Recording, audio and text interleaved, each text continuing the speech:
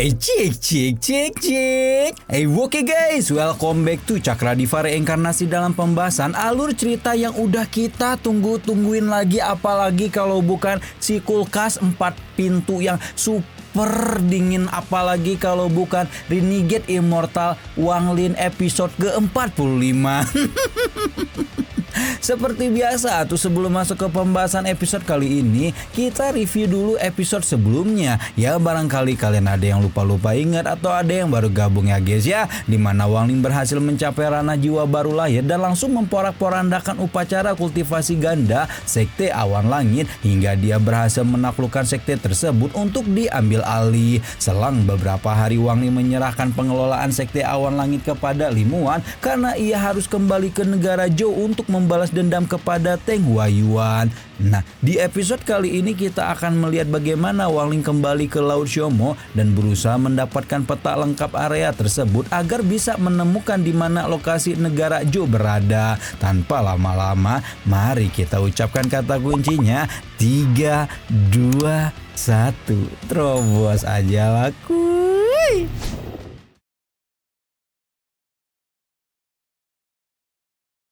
Di awal episode Renegade Immortal episode ke-45 ini, kita diceritakan bagaimana kondisi terkini dari Laut Xiaomo setelah terjadinya bencana besar pembalasan ilahi yang dipicu oleh pembuatan bendera larangan Wanglin, di mana kabut tebal yang biasanya selalu menyelimuti Laut Xiaomo kini telah menguap sepenuhnya dan menyebabkan turunnya hujan hitam berkepanjangan yang memberikan dampak buruk terhadap para kultivator di sana. Akibat dari hujan hitam itu, banyak kultivator terjangkit penyakit aneh, sementara binatang buas yang ada di sana mulai bermunculan ke area pemukiman hingga menyebabkan situasi Laut Xiaomo semakin kacau saja.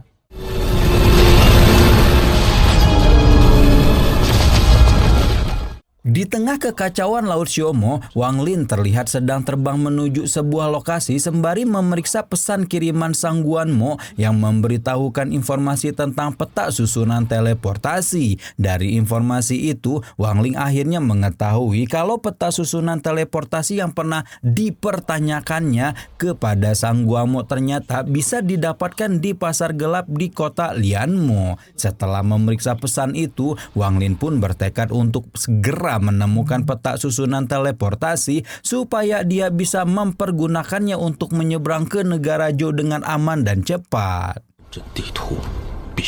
Tidak jauh dari posisi Wanglin, Qiu Siping yang merupakan kenalan lama Wanglin sewaktu mencuri jiwa baru lahir di sebuah goa terlihat sedang bersama 2 kultivator tahap formasi inti dari Istana Ajaib dan berencana akan berburu binatang spiritual bercakar 8 sambil sengaja menyembunyikan tingkat kultivasi jiwa baru lahirnya untuk menjebak 2 kultivator itu. Qiu Siping sengaja memanfaatkan mereka untuk menangkap binatang bercakar 8 yang hanya bisa dilumpuhkan dengan menggunakan racun tertentu dari Istana Ajaib. Selang beberapa waktu, 2 kultivator tahap formasi inti segera meluncur untuk menangkap binatang itu. Sedangkan Qiu Siping sendiri tiba-tiba teringat akan Wanglin.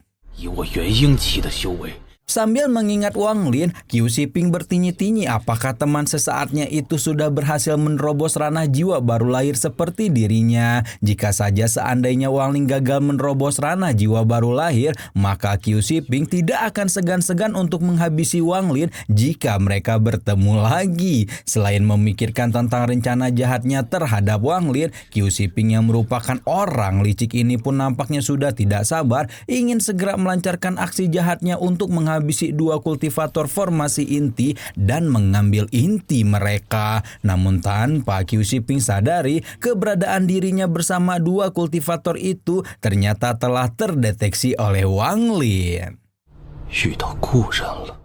Begitu keberadaan Qiu Siping ditemukan, Wanglin langsung bergegas untuk menghampirinya, sedangkan di sisi lain 2 kultivator formasi inti itu mulai kewalahan dalam menangkap binatang buruannya. Karena penangkapan binatang spiritual itu malah membahayakan keselamatan nyawa mereka, mereka berdua pun kemudian buru-buru meninggalkan binatang bercakar 8 dan kembali menghampiri Qiu Siping. Namun bersamaan dengan kembalinya mereka, Qiu Siping juga dikejutkan dengan kemunculan suara Wang Lin yang tiba-tiba menyapa sambil meminta mereka untuk berhenti berburu. Qiu Shiping bahkan lebih terkejut lagi ketika sosok Wang Lin benar-benar muncul di hadapannya. Begitu muncul, Wang Ling langsung mengungkapkan kepura-puraan Qiu Shiping yang sengaja menyembunyikan tingkat kultivasi aslinya dari 2 kultivator formasi inti. Secara jelas Wang Ling sengaja mengungkapkan tingkat kultivasi Qiu Shiping yang telah mencapai jiwa baru lahir, sehingga hal itu auto membuat 2 kultivator formasi inti sangat terkejut sekaligus menjadi panik. Dari pemberitahuan Wang Ling itu, 2 kultivator formasi inti itu dapat menyimpulkan kalau mereka berdua sedang dijebak sehingga mereka memutuskan untuk buru-buru kabur dari Qiu Shiping. Namun begitu kabur, Qiu Shiping segera melancarkan serangan untuk menghentikan mereka, tetapi saat itu mereka masih terselamatkan berkat bantuan Wang Lin. Mendapati Wang Ling membantu memuluskan pelarian diri kedua kultivator itu, Shiping tentu tidak bisa berbuat apa-apa lagi selain hanya bisa membiarkan mereka pergi. Sementara itu Wang Ling mulai berpesan kepada Shiping bahwa di masa depan Shiping harus lebih berhati-hati selama di Laut Xiaomo karena dia sudah berani menjebak 2 kultivator itu yang merupakan murid-murid dari Istana Ajaib. Mendengar peringatan ini, Shiping pun mulai menjadi khawatir, terlebih lagi 2 kultivator dari Istana Ajaib itu sudah mulai menjauh dari posisinya. Terlepas dari kekhawatirannya, Shiping juga memahami skema yang dilakukan Wang Ling terhadap dirinya sehingga dia segera mempertanyakan apa yang diinginkan Wang Lin dari pertemuan mereka saat ini. Wang Lin pun segera memberitahukan keinginannya sambil bertanya apakah Shiping memiliki peta susunan teleportasi. Mengetahui kalau yang diinginkan Wang Lin adalah peta susunan teleportasi, Shiping mengaku tidak memiliki peta tersebut dan menyarankan supaya Wang Ling datang ke pavilion harta karun saja untuk mengikuti acara pertukaran di tempat itu sehingga memungkinkannya untuk mendapatkan peta.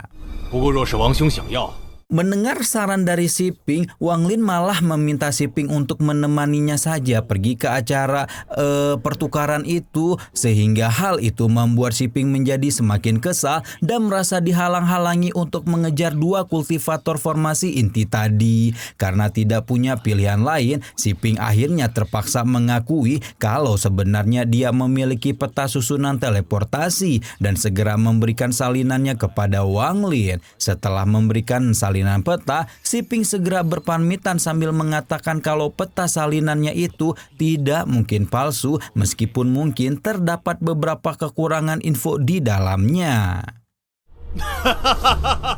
Meski sudah mendapatkan peta dari Shiping, Wang Ling masih berniat untuk mencari peta lainnya untuk melihat apakah peta pemberian Shiping ini palsu atau tidak. Dan jika kedapatan peta yang dikasih palsu, Wang Ling bakal mencari Shiping sampai ke ujung dunia untuk menggepreknya jadi Shiping panggang. Hanya waktu yang dapat menjawabnya dan akhirnya Wang Ling bergegas menuju ke pavilion harta karun kota Lianmo untuk mengikuti acara pelelangan mencari peta yang lainnya. Singkat cerita, setelah 7 hari menempuh perjalanan, Wang Ling masih belum juga tiba di tempat tujuan dan justru malah berputar-putar seperti dirinya dijebak oleh sebuah mantra puter giling. Ya, jadi Wang Ling nggak sampai-sampai ke tempat tujuannya gitu, malah muter-muter di situ aja terus ya. Selang beberapa waktu Wang Ling tiba-tiba menemukan kejanggalan di suatu area di mana tempat tersebut terkesan sangat sepi, seolah-olah tidak terdapat satu binatang pun yang hidup di sana. 此地不太对劲。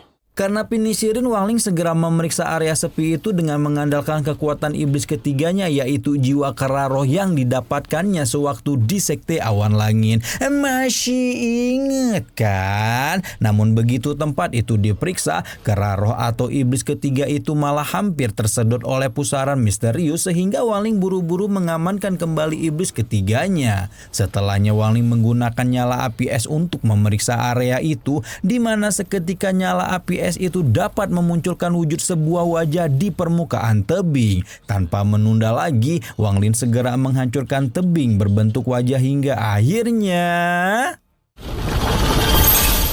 Akhirnya tebing berbentuk wajah itu rusak total dan seketika memunculkan monster nyamuk yang sangat buas yang langsung menyerbu ke arah Wang Lin. Melihat monster semacam itu, Wang Lin langsung teringat pada memori dewa kuno Tusi yang pernah menemui monster serupa di masa lalu dan bahkan nyaris kehilangan nyawa akibat serangan binatang buas jenis tersebut. Sesaat kemudian, monster nyamuk itu kabur dari hadapan Wang Lin sehingga Wang Lin buru-buru mengejar dan bermaksud menangkapnya untuk dijadikan binatang tunggangan. Wang Lin bahkan sampai mengerahkan iblis Suligao dan iblis ketiganya untuk mendapatkan monster itu. Berhubung monster nyamuk itu punya kecepatan terbang yang hampir mendekati kecepatan pesawat terbang zaman modern, dua iblis piaraan Wang Lin masih belum bisa menangkapnya dan malah semakin tertinggal jauh di belakang. Situasi tersebut lantas membuat Wang Lin bertindak menggunakan cermin perunggu untuk menciptakan kloningan monster nyamuk hingga akhirnya monster makhluk kloningan itu pun muncul dan dapat mengejar serta menyerang monster nyamuk yang asli. Tidak cukup dengan membuat kloningan nyamuk, Wang Lin juga mengandalkan kekuatan bendera larangan hingga akhirnya dia berhasil melumpuhkan monster nyamuk itu. Dikarenakan proses pelumpuhan monster nyamuk itu menyebabkan terjadinya beberapa luka serius, Wang Lin kemudian membantu memulihkan luka-luka monster itu dengan berbagai pil yang dimilikinya hingga akhirnya monster itu pun bisa sembuh total. Tidak hanya itu, Wang Lin juga memberikan sejumlah inti binatang kepada monster nyamuk di mana ternyata sejumlah inti itu dapat membuat tubuh monster nyamuk bertransformasi menjadi lebih besar sekaligus memiliki kekuatan yang lebih besar juga. Setelah transformasi selesai, Wang Lin pun menjadikan monster nyamuk itu sebagai binatang spiritual tunggangannya.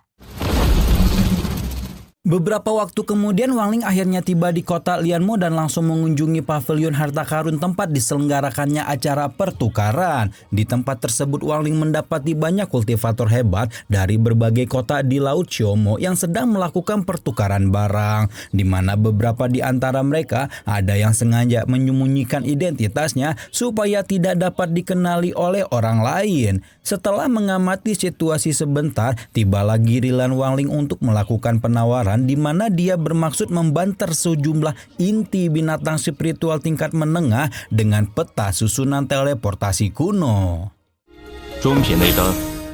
Mendengar penawaran Wang Lin, sejumlah kultivator mulai memberikan respon dan mengatakan bahwa peta susunan teleportasi merupakan benda yang sangat langka dan mahal sehingga membuatnya tidak cukup untuk ditukar hanya dengan beberapa inti binatang spiritual yang Wang Lin miliki. Mendapati respon tersebut, Wang Lin kemudian mencoba menawarkan batu satu spiritual kelas istimewa yang diketahui sudah punah pada zaman sekarang. Wang Lin bahkan menunjukkan langsung batu spiritual istimewa itu untuk menarik minat orang-orang. Tapi sayangnya, meski sudah menunjukkan batu itu, ternyata tidak ada seorang pun yang mau menukarkan peta. Hingga tiba-tiba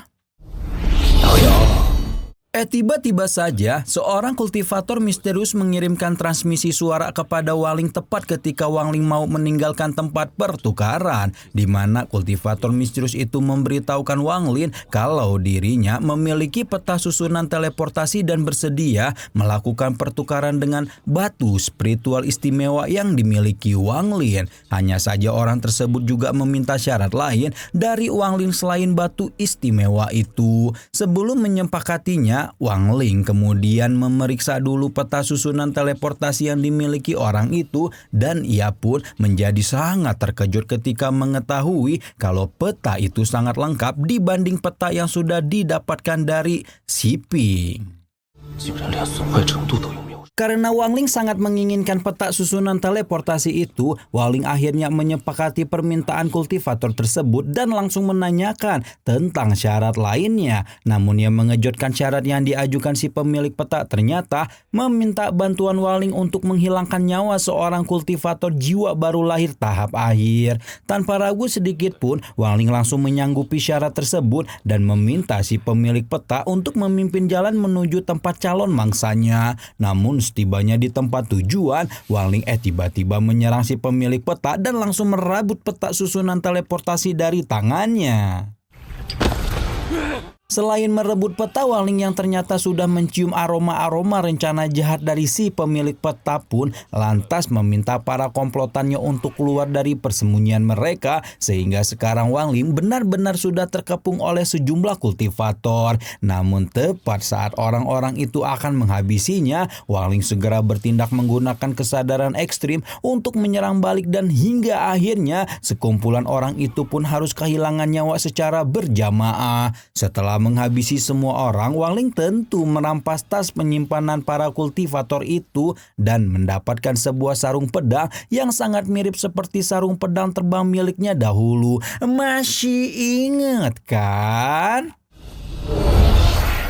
Melihat sarung pedang itu, Wang Ling lantas menduga-duga kalau pedang terbang miliknya memiliki lebih dari satu sarung, sehingga wajar jika dia menemukan yang lainnya saat ini. Terlepas dari dugaannya itu, Wang Ling kemudian memeriksa sarung pedang tersebut dan mendapati bahwa di dalam benda itu tersegel energi pencabut nyawa yang sangat besar, yang jika energi tersebut dikeluarkan sepenuhnya, maka dipastikan akan menciptakan kerusakan yang luar biasa. Selesai memeriksa sarung pedang, Wang Ling kemudian memeriksa peta susunan teleportasi kuno dan akhirnya mendapatkan letak susunan teleportasi yang bisa mengarah ke negara Zhou. 找不到了。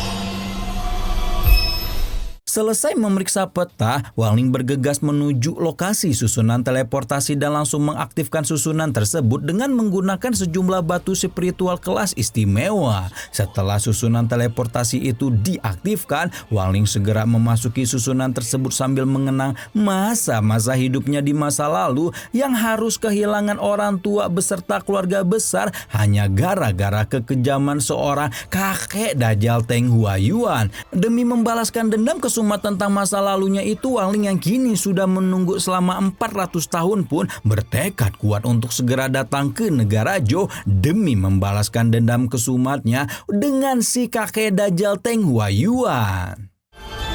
回来了。 Gila sih sumpah. Nah, di episode selanjutnya kita tentu akan melihat bagaimana Wang Ling memulai balas dendamnya kepada seluruh keluarga besar Teng Huayuan, di mana ternyata salah satu dari anggota keluarga itu adalah Wang Zhou yang merupakan sesepuh Wang Lin yang kini telah menjadi menantu keluarga Teng. Waduh, gimana tuh?